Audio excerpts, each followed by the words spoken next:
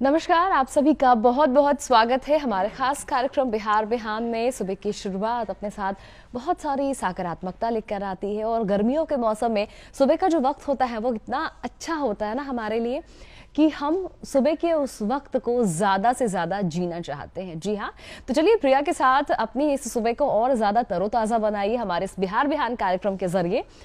बिहार बिहान कार्यक्रम आपको पता है ना कि हम इसमें आपको बहुत सारी जानकारियां देते हैं, अपने एक नए मेहमान से आपको मिलवाते हैं और साथ ही साथ बहुत सारी बातचीत भी हम करते हैं। तो आज के जो हमारे मेहमान हैं उन्होंने बहुत सारी ऐसी रचनाएं की हैं जिन्हें अगर हम पढ़ें तो हमारा दिन बन जाता है, या यूँ कह सकती हूँ कि आपको बहुत सारी जो ज्ञान की बातें हैं आप उनकी रचनाओं से सीख सकते हैं, उनकी कविताओं से सीख सकते हैं। और अगर आप चाहते हैं कि आप कुछ पढ़ रहे हैं उसमें अलग पहलू निकाल सके तो वो एक बहुत अच्छे समीक्षक भी हैं। उनकी समीक्षात्मक रचनाएं जो हैं उसे भी आप पढ़ेंगे तो आप बहुत सारी चीजों का आकलन करना सीख जाएंगे।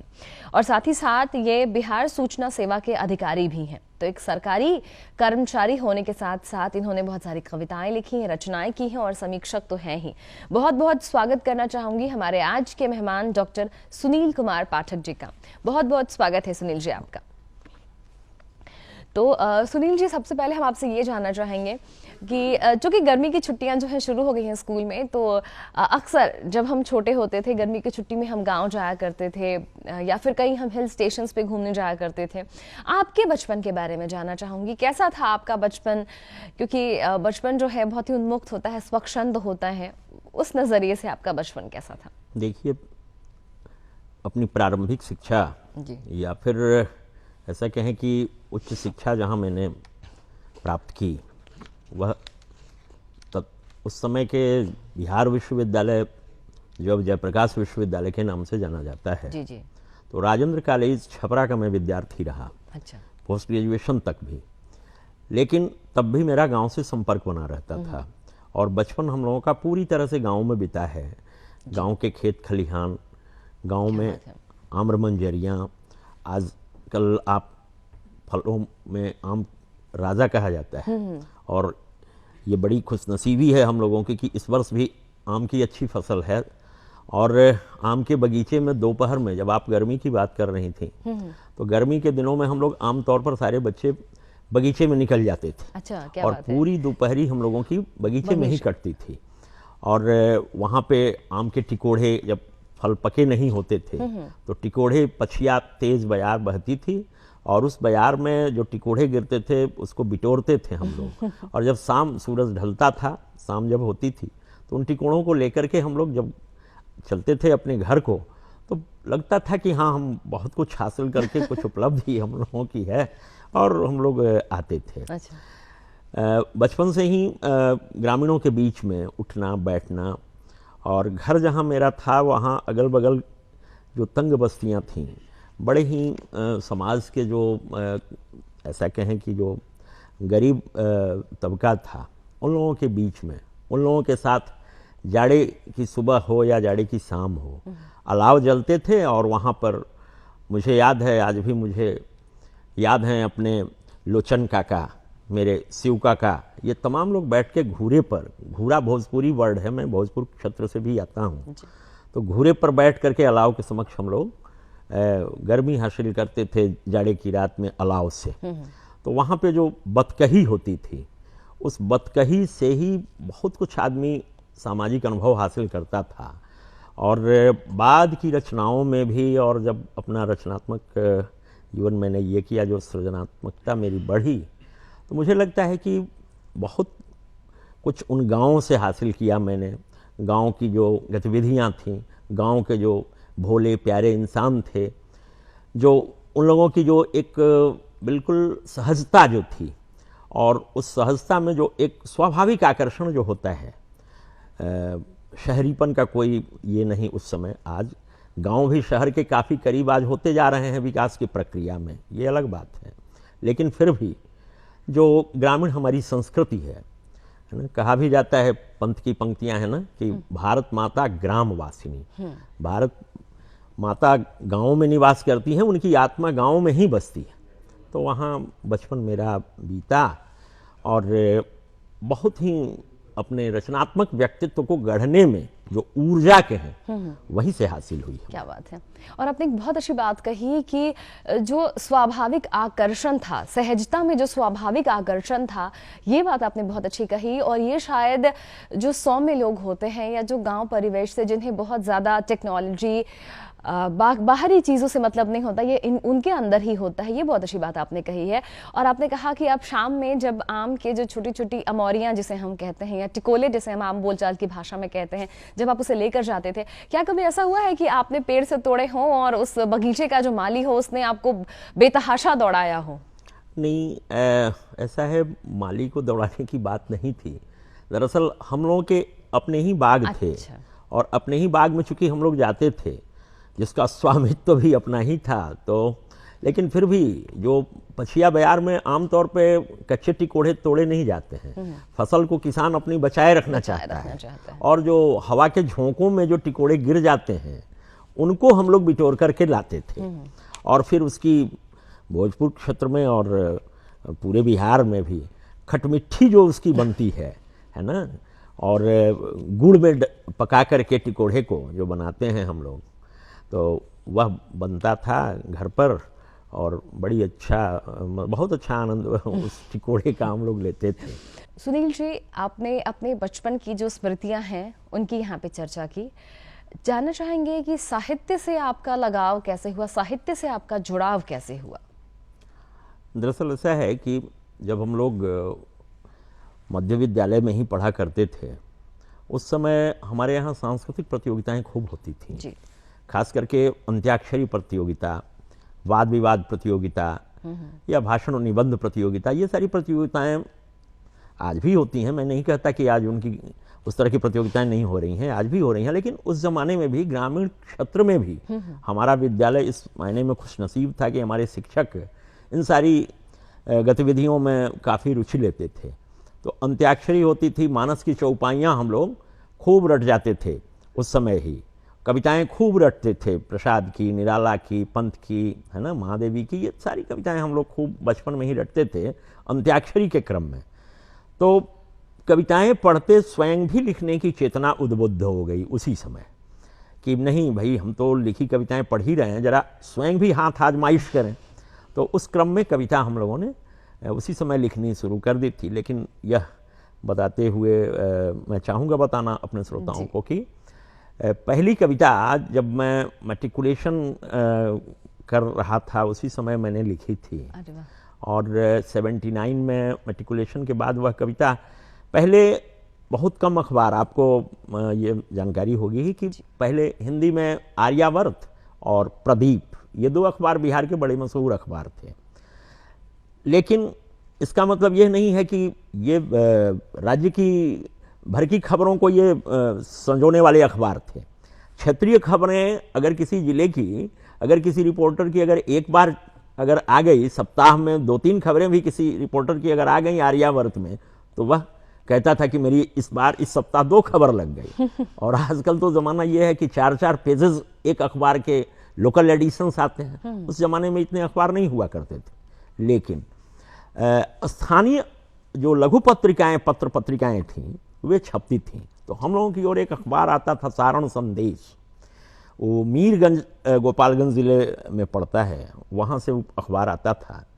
तो मैंने यूँ ही देखा कि उसका विज्ञापन मैं जब गया तो सीवान जंक्शन पे मैंने देखा अखबार बिक रहा था। और वहाँ पे मैंने देखा कि उसमें विज्ञापन आया हुआ है कि स्वतंत्रता दिवस के लिए रचनाएं लोग भेज सकते हैं। मैंने डरे डरे अपनी मेरी कविता जो थी उसको मैंने भेज दिया। और वह कविता 1980 में छप गई। 15 अगस्त का दिन आया, मेरी पहली कविता वही थी जो कि अखबार में छपी। अच्छा। तो सुनना, उसकी कुछ पंक्तियां सुनना चाहूंगी। हाँ, मैं स्मृति में जितनी है उसको मैं आपको बता रहा हूँ। 15 अगस्त का दिन आया, नवज्योति और जीवन लाया। छंदबद्ध ही कविताएं, कविताओं का मतलब ही उस समय हम लोग ये समझते थे कि छंदबद्धता उसमें होनी चाहिए। बाद में हम लोगों ने जाना निराला को पढ़ करके कि नहीं, मुक्त छंद में भी कविता लिखी जाती है और लिखी जा सकती है। तो उस ओर हम लोग बढ़े। लेकिन उस मेरी पहली कविता छंदबद्ध ही कविता थी कि 15 अगस्त का दिन आया, नवज्योति और जीवन लाया। यह दिन है क्रांति कहानी का, दुर्धर्ष देश के पानी का, भारत की चढ़ी जवानी का, शतकोटि कोटि बलिदानी का, नूतन उमंग नवरस लाया, 15 अगस्त का दिन आया। क्या बात है। एक परिच्छेद मैंने आपको ये सुनाया, ये मेरी पहली कविता थी। जी जी। और उसके बाद धीरे धीरे धीरे रचनाएं छपती गईं और एक निबंध भी प्रतियोगिता दर्पण, हिंदी की एकमात्र प्रतियोगी परीक्षाओं के लिए आज भी बड़ी प्रसिद्ध पत्रिका है, तो उसमें निबंध प्रतियोगिताएं आयोजित होती थी। अच्छा। तो निबंध प्रतियोगिता के क्रम में एक विषय आया था एक महीने में, भारतीय संस्कृति धर्मनिरपेक्षता के संदर्भ में। तो जब मैं इंटर का छात्र था तो उसी समय मैंने एक निबंध लिख के भेजा और बड़ा आश्चर्यित मैं भी हुआ। मैं ये नहीं समझता था कि अखिल भारतीय स्तर पर वह निबंध प्रथम पुरस्कार पाने में सफल रहा। तो ये मेरे लिए बड़ा उत्साहवर्धक था। लेकिन मेरे चाचा जी जो मिथिला विश्वविद्यालय में तब प्राध्यापक थे, उन्होंने कहा था मुझे कि देखो ये रचनाओं का छप जाना, खास करके कम उम्र में, ये थोड़ा सा खतरनाक भी होता है, क्योंकि लोग युवाओं में छपास की बीमारी उन्होंने उस समय कहा था उसको। मुझे लगा था कि चाचा जी आखिर मेरी रचनाएं छप रहे हैं तो रोक टोक क्यों रहे हैं। लेकिन मुझे अब लगता है कि नहीं, बहुत सच्चा अभिभावकत्व उन्होंने निभाया था। और उन्होंने कहा था कि देखो, कोई भी जब भवन बनाओ तो ईंट, बालू, सीमेंट, इन सारी जो और अन्य जो चीज़ें हैं, इनका जुगाड़ ठीक से कर लो।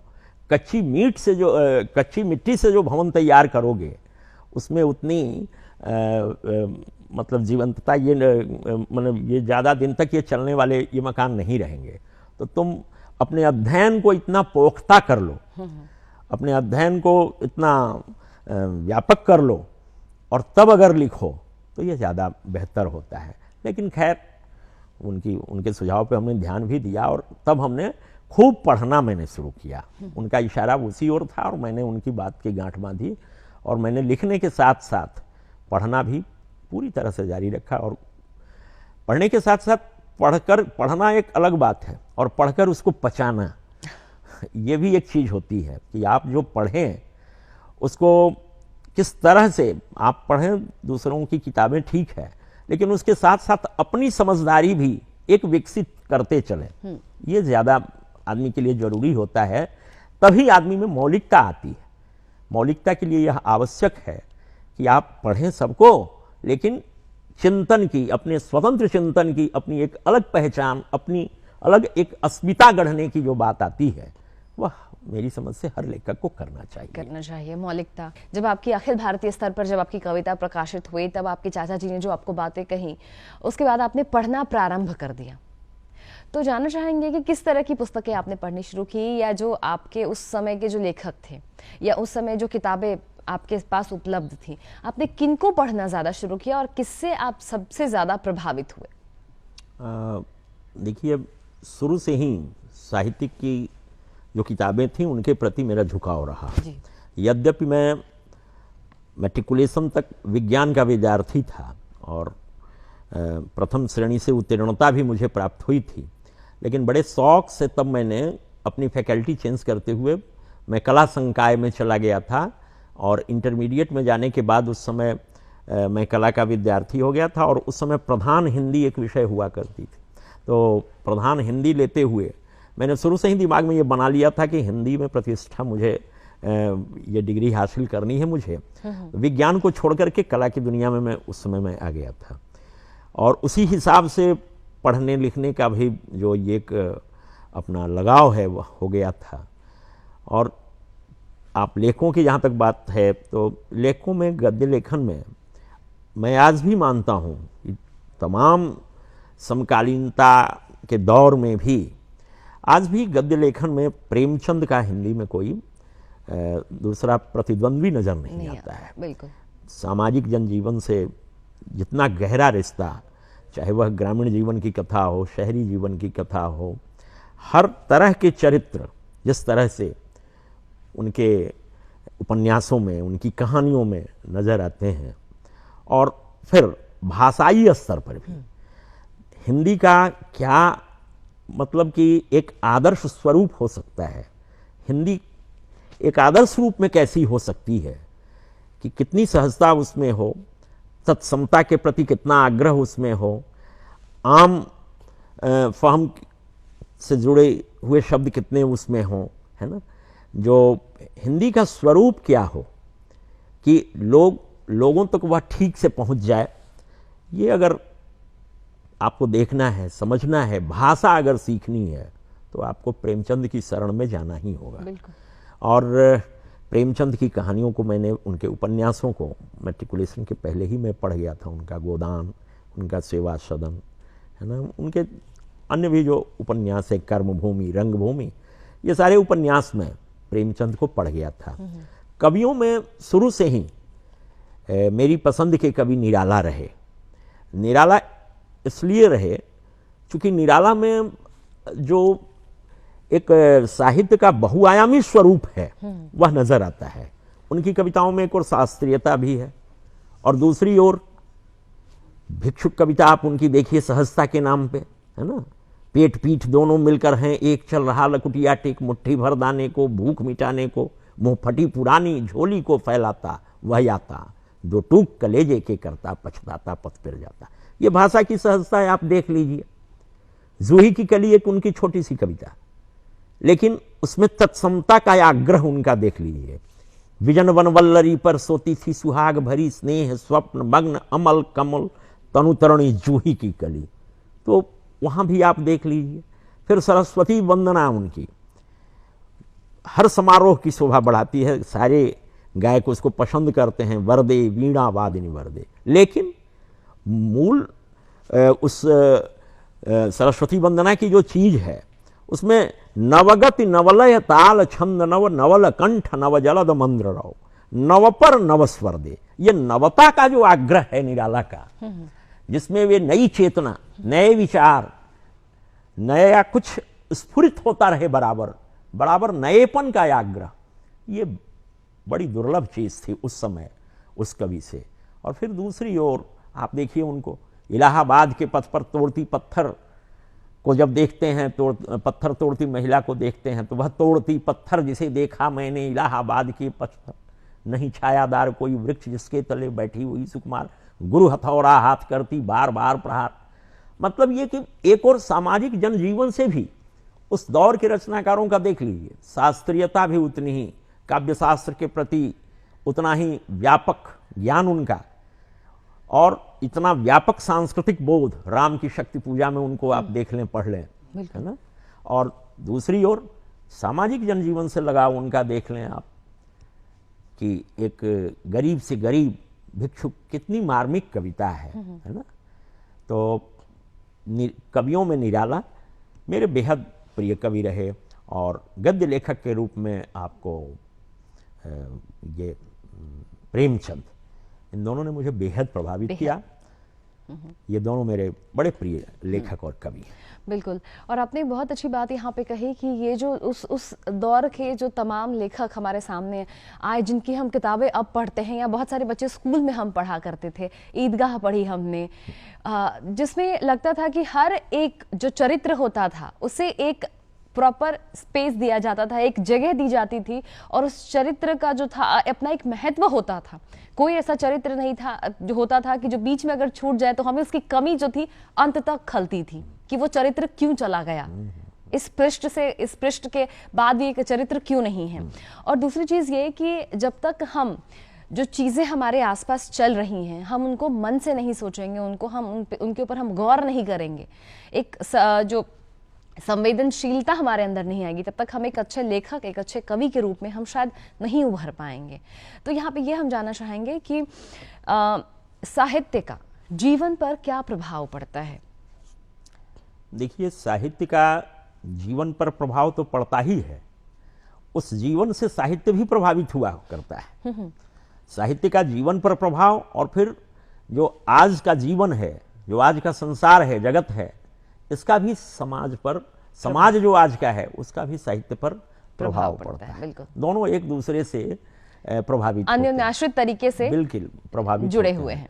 समाज जो आज है, जिस किसी रूप में है, जो भी समाज की विशेषताएं हैं या जो उसकी विसंगतियां हैं, जो उसकी विरूपताएं हैं, ये सारी चीजें साहित्य में प्रतिबिंबित होती हैं। लेकिन दूसरी ओर प्रेमचंद ने ही कहा कि वह एक मशाल का भी काम करता है। बिल्कुल। है ना। साहित्यकार को कहा गया है कि जहाँ न जाए रवि वहाँ जाए कवि, है ना। क्रांतदर्शी कहा गया है, कवयः क्रांतदर्शिना उनको, कि वे आने वाला जो कल है उसके बारे में भी साहित्यकारों की दृष्टि जो होती है वो तो बड़ी प्रखर होती है ना। भविष्य के प्रति भी वे सचेत होते हैं। तो समाज को रचने और गढ़ने का भी काम साहित्यकार बखूबी करते हैं, और ये साहित्य एक मशाल है जो हमारे समाज के लिए एक नई रोशनी देने का काम बराबर करता है। जब साहित्य समाज का अगर एक और आईना है तो उसके लिए वह आकाशदीप भी है, जिसमें समाज एक दिशा बोध उससे प्राप्त करता है। बिल्कुल बिल्कुल। और आप भी अपनी कविताएं, अपनी रचनाओं के जरिए मशाल जला रहे हैं लोगों के बीच में, और लोगों को जो है रास्ता दिखा रहे हैं। आपकी रचनाओं के बारे में यहाँ पे जानना चाहूंगी कि आपकी जो रचनाएं हैं वो किस चीज से ज्यादा प्रभावित होती हैं? देखिए, आदमी आम जनजीवन से जुड़कर ही जी जीवंत रचनाएं दे सकता है। आप समाज से कट करके, आम जनजीवन से कट करके, आप सिर्फ कल्पनाजीवी होकर के जो भी साहित्य रचा जाएगा उसकी उम्र लंबी नहीं होती है। इसलिए ये जरूरी है कि मैथ्यू आर्नल्ड ने कहा भी कि poetry is nothing but the criticism of life. यह जीवन की आलोचना है कविताएं। तो मैं भी जब अपनी रचना प्रक्रिया पर सोचता हूँ तो मुझे लगता है कि हम इसी समाज से अपने चरित्रों को प्राप्त करें, वहीं से ऊर्जा ग्रहण करें।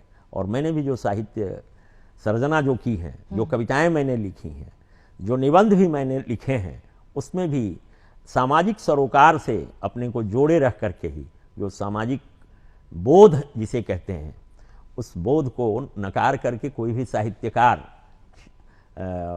वह सही कुछ नहीं दे पाएगा। वह जीवंत कुछ नहीं दे पाएगा।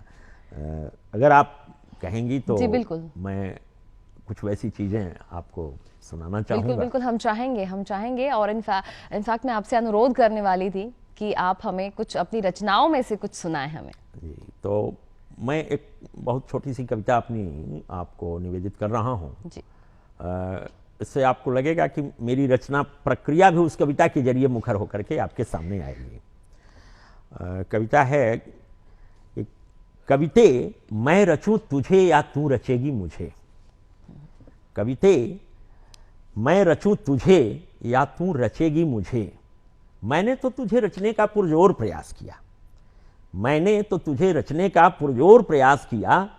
अपनी संपूर्ण शक्ति गति मति झोंक डाली। अपनी संपूर्ण शक्ति गति मति झोंक डाली। शब्दों की समिधा भी आहुति हेतु बिटोर ली मैंने। शब्दों की समिधा भी आहुति हेतु बिटोर ली मैंने। अपनी समझदारी की भाषा भी ढूंढ ली मैंने। अपनी समझदारी की भाषा भी ढूंढ ली मैंने। भाषा जो सदा मेरे लिए नस्तर रही चीलों के गीधों के पके नासूरों के मवाद बहाने का। भाषा जो सदा मेरे लिए नस्तर रही चीलों के गिद्धों के पके नासूरों के मवाद बहाने का। अचानक न जाने क्यों उसकी धार उतर गई है। अचानक न जाने क्यों उसकी धार उतर गई है। भाषा के बाद अब शब्द पर आए। शब्द शब्द जिन्हें अगर मैं निगल जाऊं, शब्द जिन्हें अगर मैं निगल जाऊं तो स्वतः मर जाऊं। शब्द जिन्हें अगर मैं निगल जाऊं तो स्वतः मर जाऊं। अगर उगल दूं तो मार डाला जाऊं। अगर उगल दूं तो मार डाला जाऊं। मेरी इस समस्या का सृजन सक्रिय अभद्रता ने नहीं किया है। मेरी इस समस्या का सृजन सक्रिय अभद्रता ने नहीं किया है, निष्क्रिय भद्रता ने किया है। मेरी इस समस्या का सृजन सक्रिय अभद्रता ने नहीं किया है, निष्क्रिय भद्रता ने किया है। ऐसे में ओ कविते मैं तुझे क्या रचूं। ऐसे में ओ कविते मैं तुझे क्या रचूं। तू ही मुझे रच, तू ही मुझे रच, तू ही मुझे रच। क्या बात है, क्या बात है। और आपने एक बहुत अच्छी बात कही कि मैंने तुम्हें नहीं रचा है, तुमने मुझे रचा है। साहित्य का बहुत बड़ा प्रभाव हमारे जीवन पे होता है। और आपने जो मेरा सवाल था कि साहित्य का क्या प्रभाव होता है जीवन पे, उसको आपने बहुत अच्छी तरीके से बताया। और एक और बहुत अच्छी लाइन आपने कही कि निष्क्रिय भद्रता। कई बार अन्याय होता है और हम चुप रह जाते हैं, तो ये निष्क्रिय भद्रता ही है हमारे समाज की। बहुत अच्छी बात। और शायद मुझे लगता है आपने कहा कि जो रचनाकार होते हैं, जो कवि होते हैं, मशाल जलाने का काम करते हैं लोगों के बीच, उन्हें राह दिखाते हैं। राह सिर्फ रास्ता दिखाना नहीं होता है कि आप एक स्थान से निकले तो दूसरे स्थान तक पहुंच जाए। रास्ता दिखाना वो भी होता है कि आपके जो कह सकते हैं ना कि आपकी जो सोच है उसमें सकारात्मकता लाई जाए, दूसरों के प्रति सकारात्मकता, सहानुभूति, संवेदना लाई जाए। बहुत अच्छी बात आपने यहाँ पे कही। और ये हम जानना चाहेंगे कि युवा और साहित्य, अभी के अगर हम परिप्रेक्ष्य में साहित्य की बात करें तो आप क्या कहेंगे? देखिए, भारत को भी आज एक युवा राष्ट्र कहा जाता है। जी। युवा इस अर्थ में कि यहाँ की लगभग 65% की जो आबादी है, युवाओं की आबादी है। हमारे यहाँ एजिंग समस्या नहीं है। और हमारा जो यह युवा है, ये मानव संसाधन के रूप में यही हमारी पूंजी है, यही हमारी थाती है ना। ये जवानी जिनके जिनके पास, जमाना उनका उनका दास, श्यामनंदन किशोर जी की पंक्ति है। तो यही हमारे देश की ऊर्जा है, यही युवा शक्ति जो है हमारे देश की थाती है। और ये बड़ी खुशनसीबी है इस देश की, इस मुल्क की, कि आज काफ़ी संख्या में युवा, और न केवल साहित्य एक विषय के रूप में जिन्होंने इसको पढ़ा है, गुना है, बल्कि तकनीकी दुनिया से कई IITian आपको नजर आएंगे जो अच्छे उपन्यास लिख रहे हैं, है ना। अज्ञे भी विज्ञान के विद्यार्थी थे कभी, लेकिन कितनी अच्छी साहित्य सर्जना उन्होंने की। तो आप देखिए कि समाज के, ज्ञान विज्ञान के विभिन्न क्षेत्रों से अपना अध्ययन पूरा करके या अध्ययनशील उसमें रहते हुए भी लोग साहित्य रच रहे हैं। तो इससे हुआ क्या है कि एक विषय वैविध्य आया है साहित्य में। साहित्य केवल आज भावनाओं तक सीमित नहीं है, साहित्य में प्रखर विचार आ रहे हैं, साहित्य में एक दृष्टि आ रही है, साहित्य में युग चेतना आ रही है।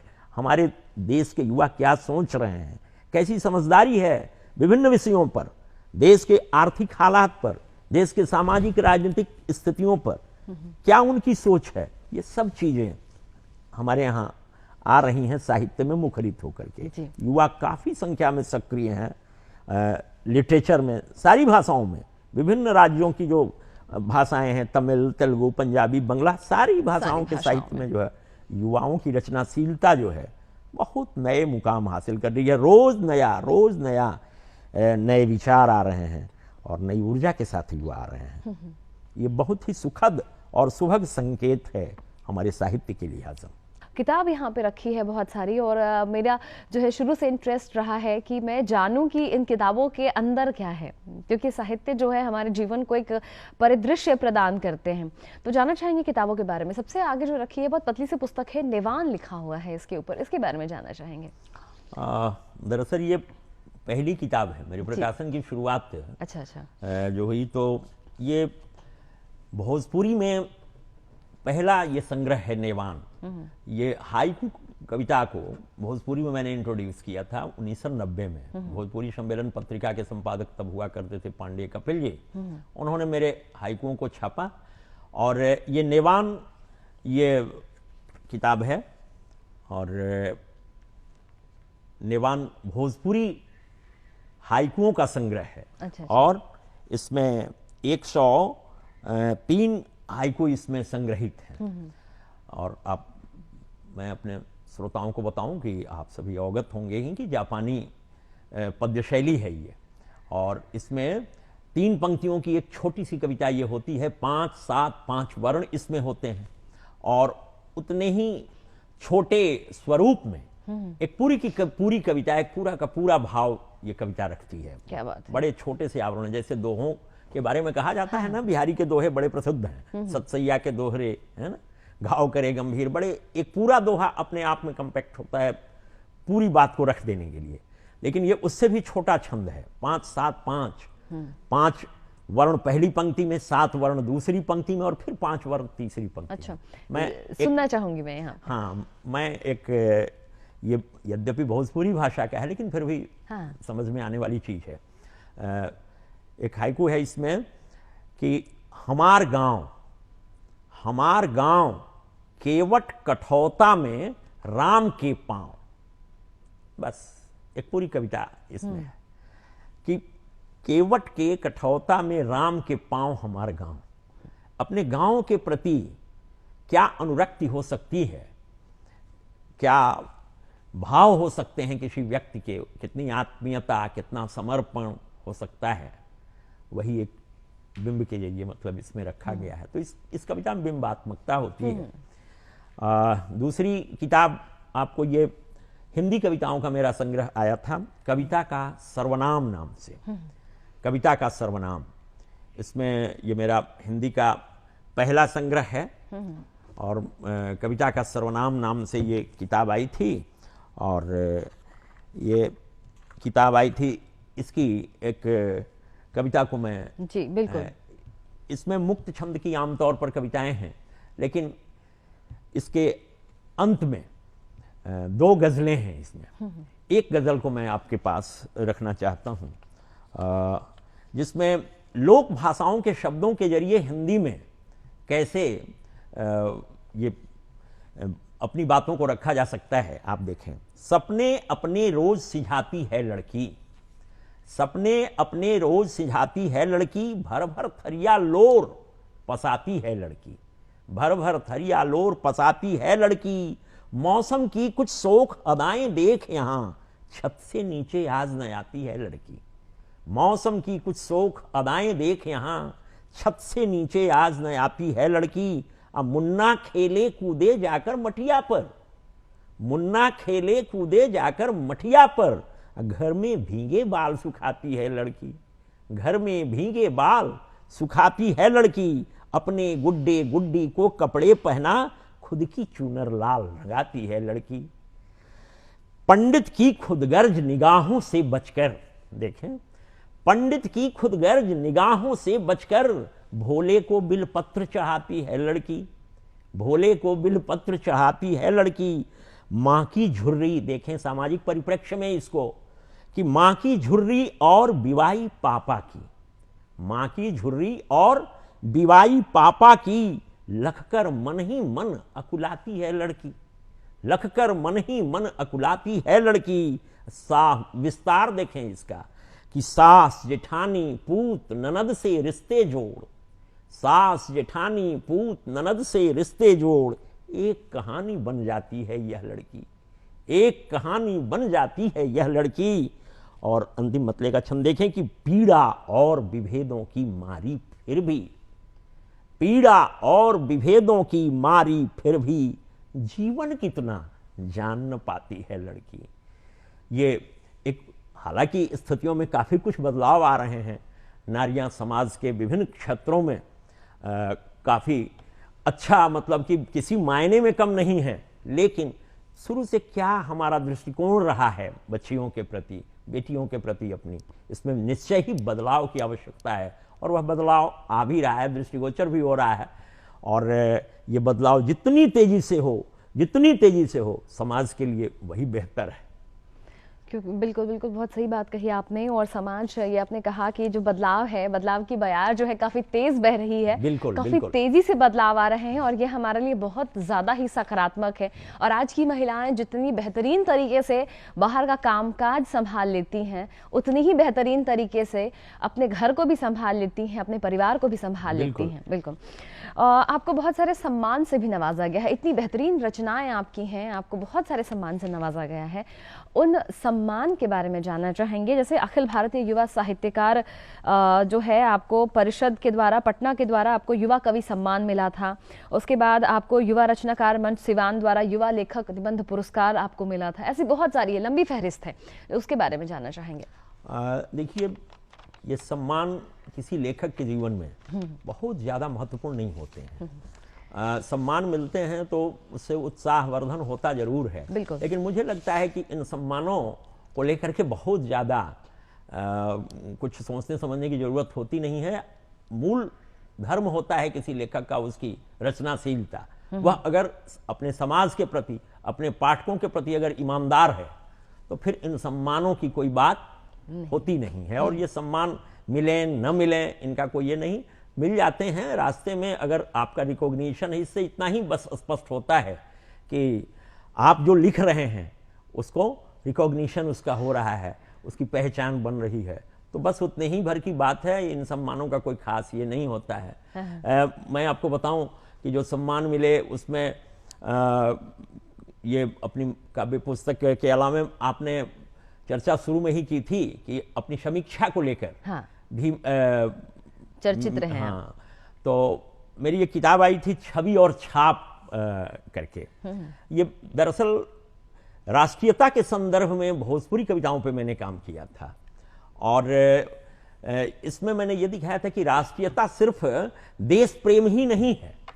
अगर हम अपने समाज को विकसित होते देखना चाहते हैं, अगर अपनी समाज की विसंगतियों को मिटाना चाहते हैं, है ना, तो सामाजिक सरोकार से जो जुड़े विषय हैं, जो हम आर्थिक प्रगति हमारी है, जो सामाजिक चेतना है, जो सामाजिक जीवंतता है हमारी, उसकी ओर भी अगर हमारा योगदान अगर कुछ बनता है तो यह भी हमारा राष्ट्र प्रेम ही है, राष्ट्रभक्ति ही है। हम अगर समाज को अपने बदलते हुए अगर देखना चाहते हैं तो राष्ट्रवाद को व्यापक फलक पर हमने इस किताब में और भोजपुरी कविताओं के संदर्भ में देखा है। चलिए, आपने जब यहाँ पे राष्ट्रीयता की बात कही और राष्ट्र प्रेम अगर आपको दिखाना है किसी भी व्यक्ति को, तो लोकतंत्र का महापर्व जो है अभी चल रहा है और पटना में 19 तारीख को इलेक्शंस होने वाले हैं, तो जाकर लोकतंत्र के इस महापर्व में अपनी भागीदारी आप जरूर सुनिश्चित करें। ये भी एक तौर पर, एक तरीके से मैं कहूँगी बहुत ही महत्वपूर्ण आपको अपने अंदर जो राष्ट्र प्रेम दिखाने का एक बहुत महत्वपूर्ण जरिया है ये। चलिए, बहुत बहुत शुक्रिया आपका, आप हमारे स्टूडियो में आए, साहित्य की इतनी सारी चर्चा करने के लिए आपका बहुत बहुत धन्यवाद। बहुत बहुत धन्यवाद आपका।